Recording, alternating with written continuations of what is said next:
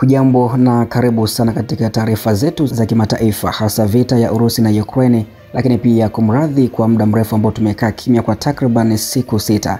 Na mimi pia kwa Tanzania wote mnajua kile ambacho kilikuwa kinajiri hapa nchini Tanzania, hasa baada ya sakata kubwa la uchaguzi ambako pia ndugu zetu wengi wamepoteza maisha. Hivyo basi tunatoa pole kwa ndugu zetu wote ambao wameondokiwa na ndugu zao, na karibu sana katika mwendelezo wa taarifa za kimataifa, hasa vita ya Urusi na Ukraine. Na muda huu utasikia taarifa kutoka huko Ukraine ambako imepokea makombora mapya ya masafa marefu kushambulia ndani kabisa mwa Urusi. Karibu sana katika undani wa taarifa hii.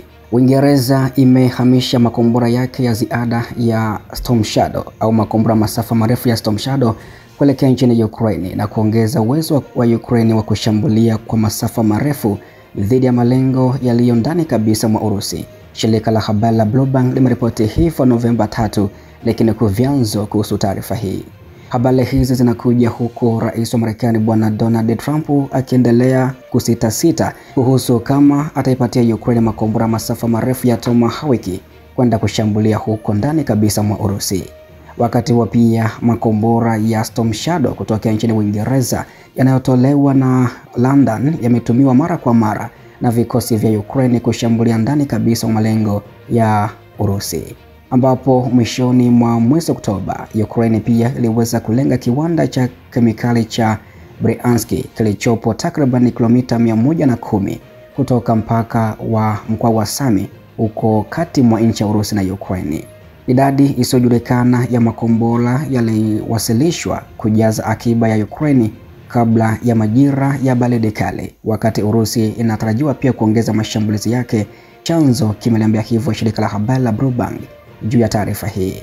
Makombora ya Storm Shadow yanayotolewa na Uingereza yanaweza kushambulia malengo katika umbali wa kilomita kuanzia 250 hadi kilomita 560 ambayo ikiwa na mifumo ya kisasa ya mwongozo zinasafiri pia katika minuko ya chini na kasi ya juu na kuzifanya kuwa na ufanisi mkubwa dhidi ya malengo muhimu. Hapo awali Ukraine pia imetumia vivuli vya kimbunga kushambulia malengo katika maeneo ya Bryansk huko nchini Urusi na mkoani Kursk na pia katika Crimea inayokaliwa na nchi ya Urusi. Inakumbukwa Ukraine inatafuta pia au imeanza kutafuta makombora ya masafa marefu aina ya Tomahawk yaliyotengenezwa huko nchini Marekani, ambayo yana umbali wa kilomita 1600 hadi 2500 mbali zaidi kuliko kivuli cha kimbunga cha Uingereza yani Storm Shadow.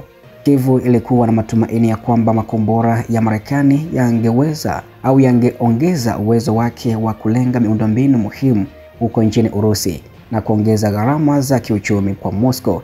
Na katika kuelekea mkutano wa Rais Volodymyr Zelensky na Donald Trump huko Washington mapema mwezi huu, ilionekana kama haiwezekani.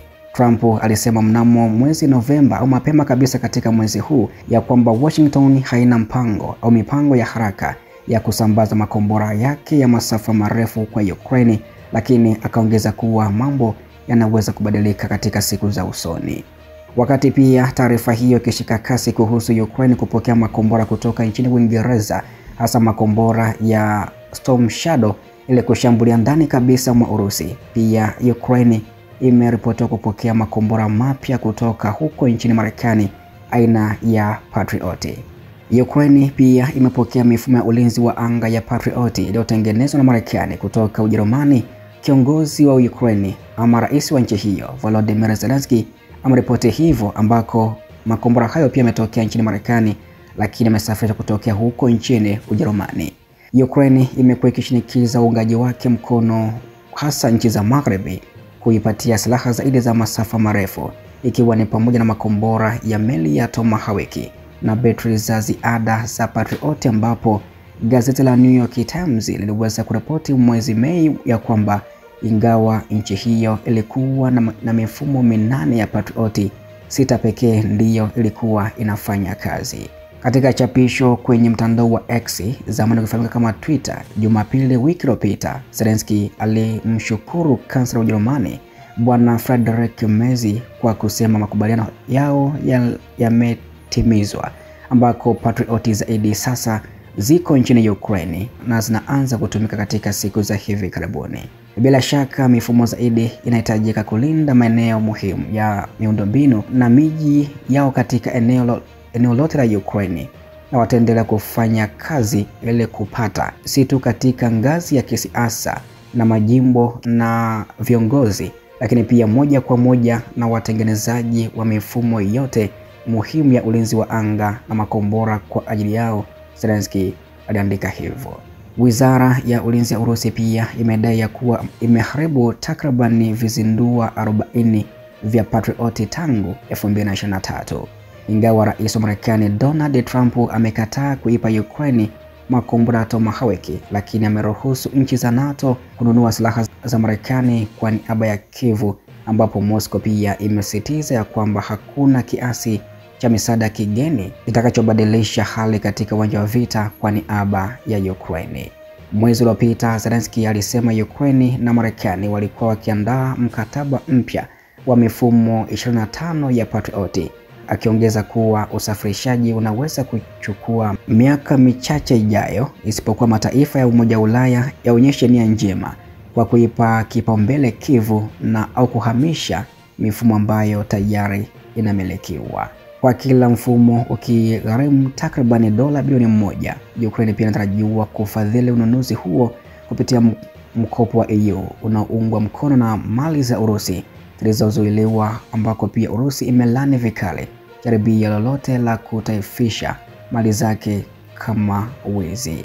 Zelensky pia, licha ya kile ambacho pia kimezidi kujiri nchini humo, ameripoti ya kwamba hakuna mpango wote wa amani kutoka nchi za Ulaya, ambako kiongozi huyo wakati akizungumza na waandishi wa habari alisema ya kwamba licha ya kupokea silaha na ufadhili wa kijeshi, bado hajaona mpango wa Ulaya katika kumaliza vita hiyo. Rais Zelensky alisema ya kwamba hajaona mpango wazi wa amani wa Ulaya, akibainisha kuwa mapendekezo kadhaa yapo mezani. Shirika la Ukrinform limemnukuu Zelensky.